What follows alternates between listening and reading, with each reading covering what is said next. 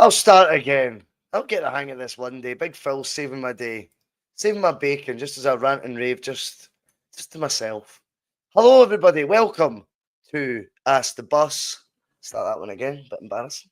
But yeah, give us a like, give us a share, hit the subscribe button, piesports.com, 12.5% off, bus 1888 is the code. If you've not hit subscribe, hit it, and if you have hit subscribe, hit the bell, because we'll be doing more sporadic buses. Look at Big Mark Kearney in the Isle of Mute. I've probably sounded the best I've sounded in a while, to be honest. Can we just take a moment as well? This shirt just arrived today. Oh, I'm in love, man. I'm in love. Long sleeves as well. Oh, it's a classic, man. It's a classic. Pato says muted. I'm hoping I'm not still muted. I'm surely not still muted. Someone just confirm if you can hear me or no now. I certainly hope you can. Who knows? Who knows? I'll just carry on talking on mute if I am. That's fine now, Phil says. Right, happy days. Right, okay. Well, we're live. Let's go. Right, okay. So Nygren joins. Happy days. Good to get him over the line. I like the wee bit of balls in his sort of in his interview. He was sort of quick to remind people, don't be fooled by the age sort of vibe I was getting off him. Over 200 appearances he's already made, just by 23 years old. So very, very impressive that he's had that many games in the bank. So this guy's coming in. He's ready for the first team. He's in to play in the first team. As it was pointed out to me earlier on in the week, when we actually look at his fee, 1.5 million that is rumoured to be, thanks Fabrizio. Then, of course, we've got to acknowledge as well that that's with 6 months remaining on his deal. So if he's got 6 months remaining on his deal and you get him at 1.5, what would his real market value have been? Mind it's for a Danish club as well, so that's not going to make it like a crazy number unless your name's Fitzgarden. But I would imagine this guy, if he had 3 years left in his deal, maybe would have been north of 5 million, 6 million, 6.5, something like that. So £1.5 million for a guy with 6 months left in the deal. I'm amazed, frankly. Celtic didn't just wait and get him at December. 3 in December, you say, oh, we'll just hang off till then. Don't worry about the Champions League qualifiers. They'll take care of themselves. We're great at them. I'm amazed that wasn't the attitude. Vincent67 in the chat. He says, for fuck's sake, boys, I thought I'd went deaf.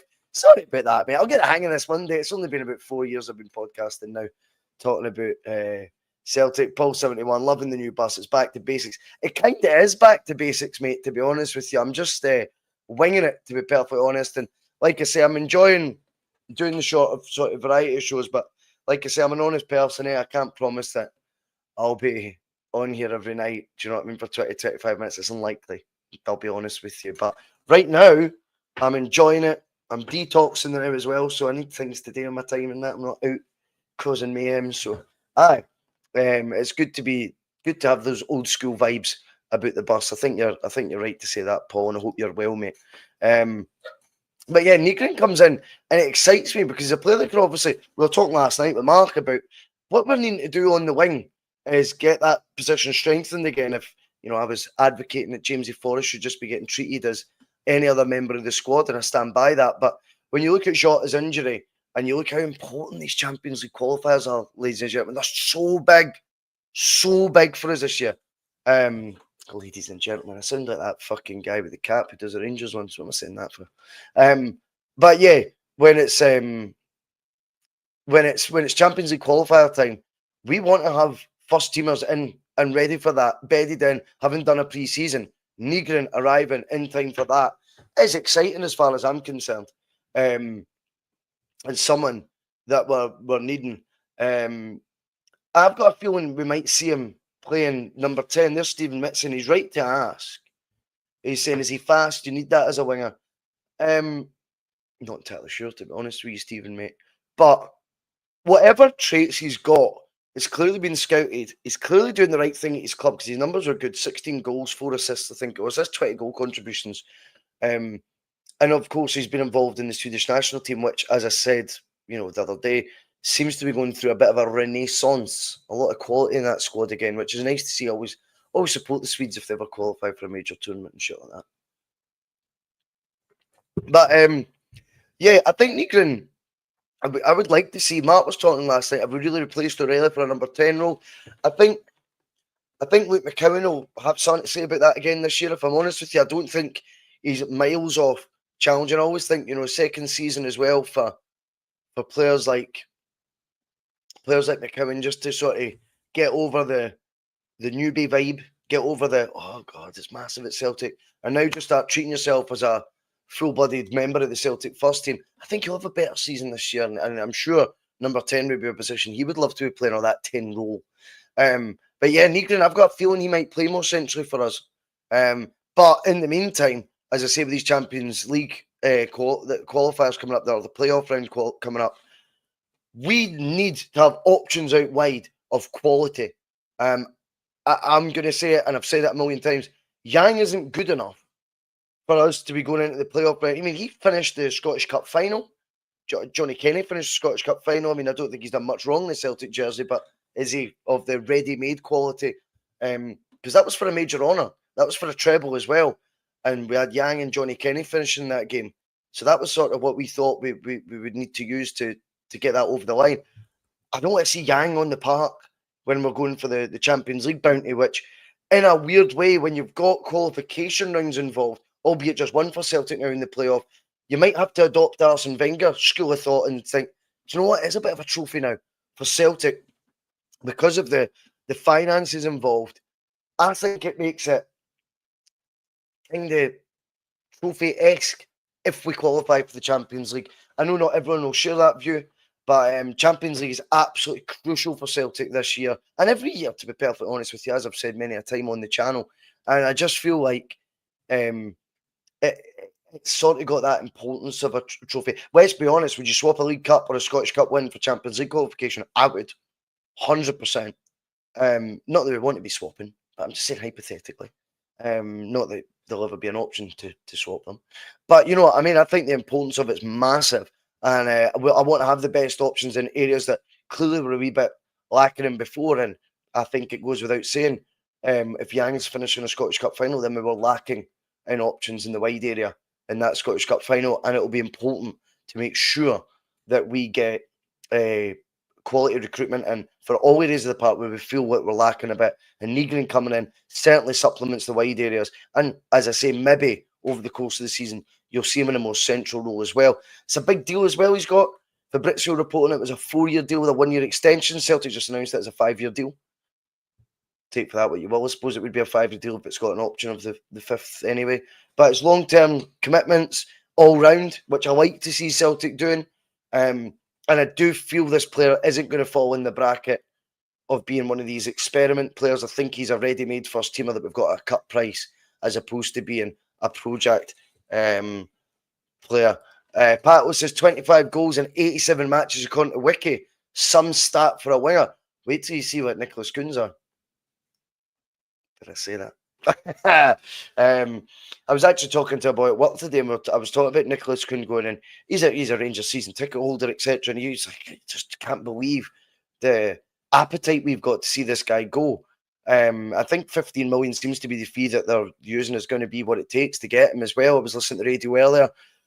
It seems pretty dead on. That'll be the money. That'll be the price tag that makes Celtic sell £15 million for a winner with 36 goal contributions in, I don't know, 50 games last year. So that'll be a big void to fill, and we can't put that all on Nygren's shoulders. But there's going to be a vacuum. If Mark's theory is right, that Maeda was having a moment in time season last year, then there's going to be a shortfall in goals and assists from him potentially. I don't see it that way. I wonder if Maeda, everyone's just clicked. Big time for him. And we're actually going to see another superstar season from him. And I think he'll get 25 plus. There's a wee prediction for you again this year in terms of goals. In terms of assists, how many assists did Maeda get last year on top of his goal haul? I'd be very intrigued to know. Pato, get back the stats and tell me what Maeda's were for last year. Michelle, he turned up to training and pictured having a laugh at training today, Nicholas Kuhn. What do the body experts make of that, Michelle? They'll be in an uproar. What do you mean Nicholas Kuhn was laughing? He usually tucks and shrugs his shoulders, which means he hates Celtic and he wants out. I don't know. I think we've read a wee bit too much into that. Nothing wrong with a player playing with a chip on his shoulder. Okay, we'll get into it. Have you all watched the 15-minute part one? Of course, it's got to be all melodramatic because it's David Murray.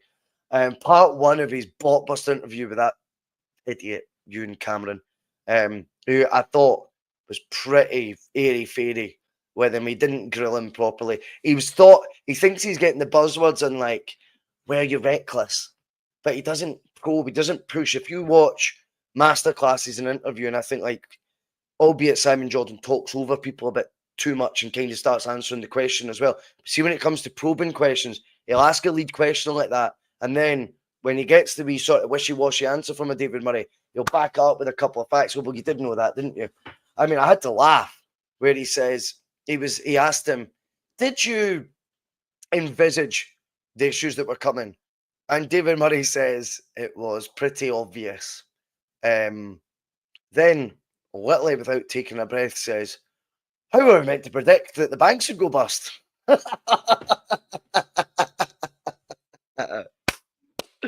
Oh, it's just superb. It's just superb. I mean, am I right in mistake? I'm not an expert on all that stuff. I do remember I may have read Craig White's book at one point just for shits and giggles in lockdown. But am I not right in thinking he was best pals with Gavin Masterton or something like that? He was like the top boy at Bank of Scotland. Oh, come on, David. You knew fine well what was going on. I think what we've seen is a guy who's the reason he's probably been kept from doing the media, and the only reason he is doing media now is because of a book.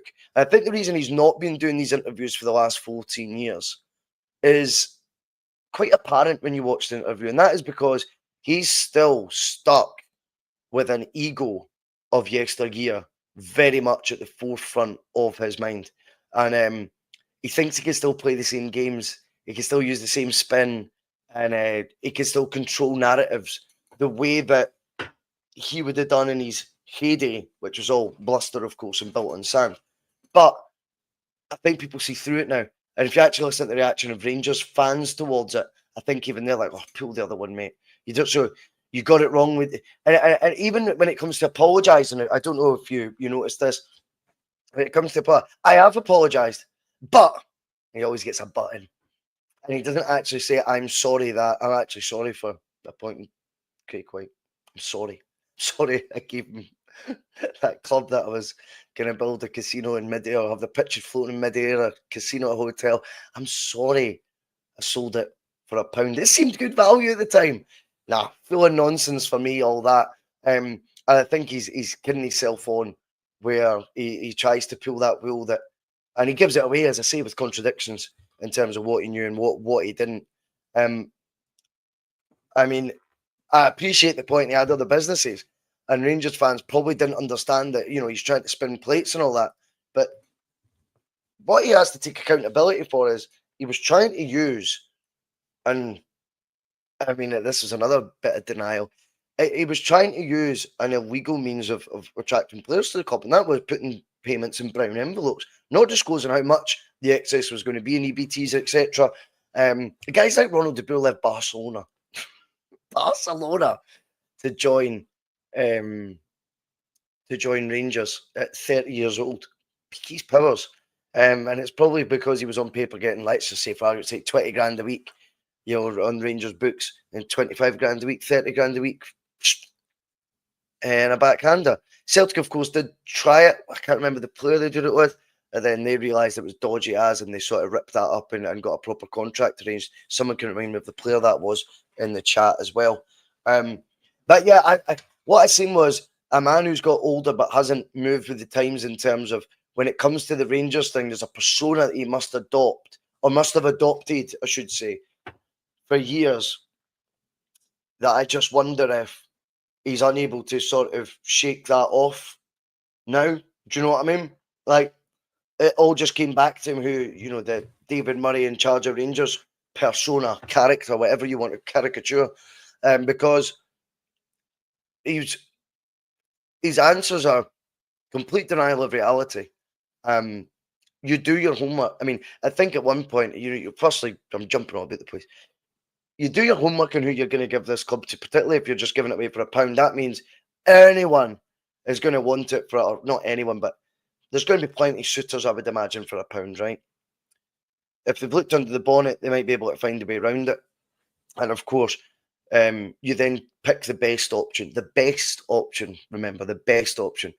He was duped, of course, and all this pish.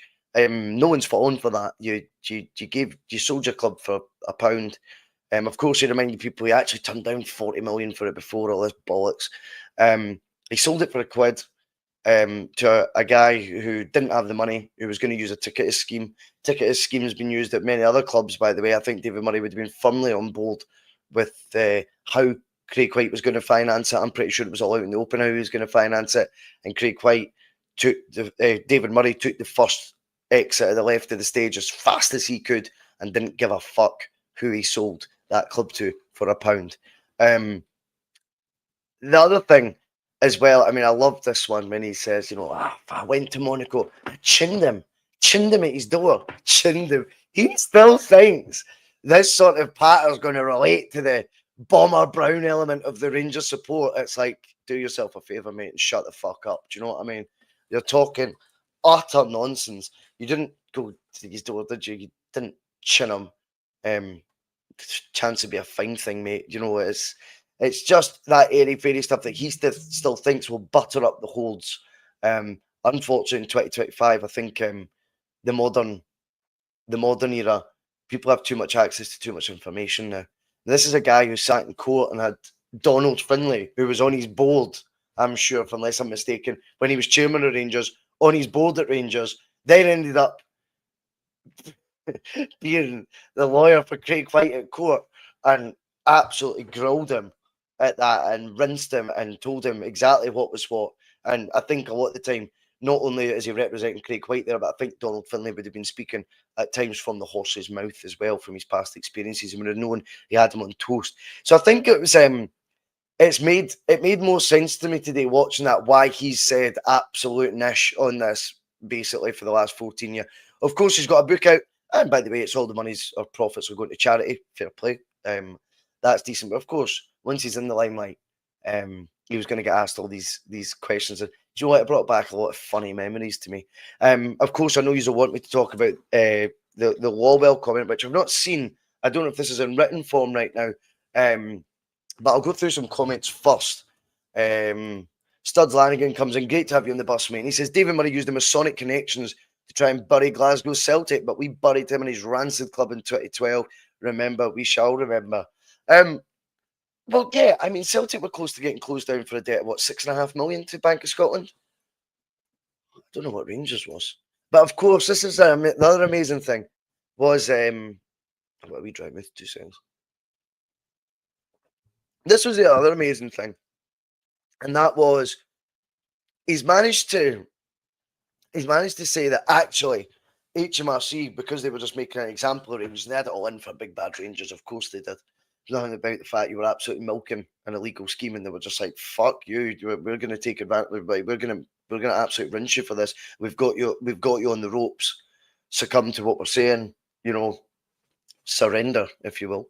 And what actually ended up happening was Murray says the 75 million was only 33 million. And of course, with 33 million, there would be no problem. We had that in assets with the stadium and with players.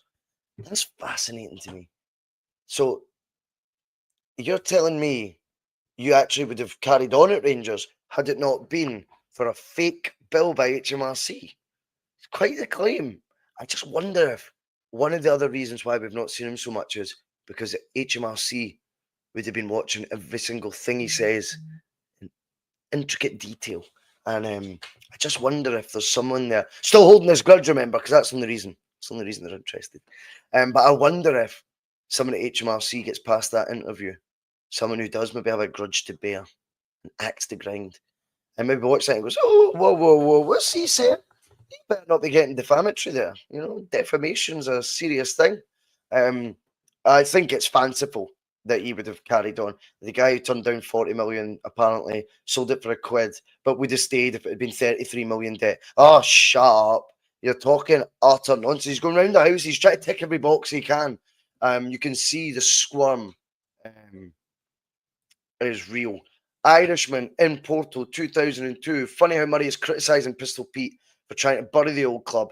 Yes, that was the terminology I heard, that he had too much power, too much. This is coming from a guy who didn't just have control with the SFA. If you remember, I wonder if he was involved in Jim Farry not registering the documents for a certain George Cadetti, who went on to be quite a prolific goal scorer for Celtic. I wonder if David Murray would have high-fived Jim Farry, whether in real life or via a answering machine message or a phone call, would have metaphorically given him a high five when that deal had the brakes put on it.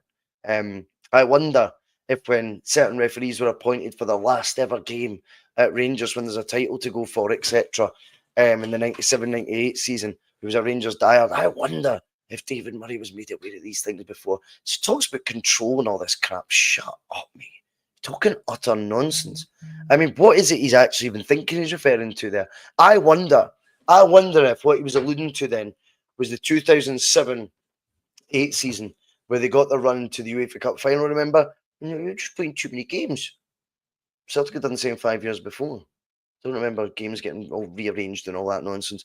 I think because they weren't getting their way with that, I think is one of the. That's when Peter Lawwell was obviously getting into full swagger mode at Celtic. You could say, he'd won. That was his third title in a row. He was going for with Strachan as his real appointment as well. If you know what I mean. I don't think Lawwell was the guy who appointed Martin O'Neill.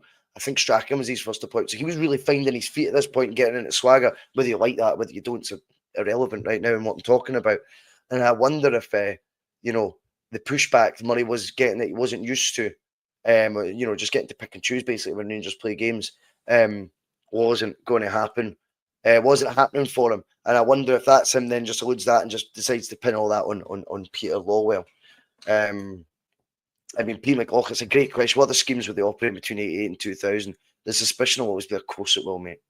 Of course it will. He was asked, like I was alluding to earlier, he was asked about whether he thought he was reckless. I think he said, maybe sometimes. You signed Tony Andre Flo for 12 million. What are you talking about? Maybe sometimes. Yeah, guys on 50 grand a week. You outbid, I think it was Barcelona for fucking Arthur Newman. You were outbidding them. In the Scottish League, you were getting about 800 grand, £1 million, say, for TV rights in 2000. You let Dick Advocat spend crazy money. He signed Sebastian Rosenthal for 3 million. He played about 8 games. Other players to note like that. Givars, a World Cup winner, what was he getting paid? Never played in the team. They paid fortunes. Michael Ball, 6 million quid. Arteta, 6 million. That was probably decent business, to be fair. But the amount of fees that were like this, 5 million here and there for guys that weren't becoming first team regulars and weren't leaving the door for profit, was absolutely wild. I mean, for this guy to be alluding to the fact that he might, maybe on Showtime's reckless. Oh, come on, David, you're better than that. You were reckless, mate. Right, last question, and then I'm going to get out of here. I enjoy doing the wee 25-minute shows. Remember, head over to the Boys on the Bus, the other channel that Phil's now set up. I think it was as a great idea for Phil to be doing his own thing with a more structured format. He'll be on with the wise man, Liam the Punked Up Warlord. Oh, ex-bus members. I love them dearly. So head over there for 9 o'clock. But I'll take this from Alan Mokwa. Alan Mokwa, great to have you on, mate. Do you think we've made enough signings to qualify for the Champions League? Not yet. Not yet, Alan. In the words of Oliver Twist, please, sir, can we have some more? That will be very much what we need to do. Anyway, I enjoyed that rant. I enjoyed talking about Nygren talking. And I might be back tomorrow. I might not. Who knows? Who knows when this bus will pull up next? Enjoy your weekend, whatever you're up to. Head over to the Boys on the Bus next. I will see you all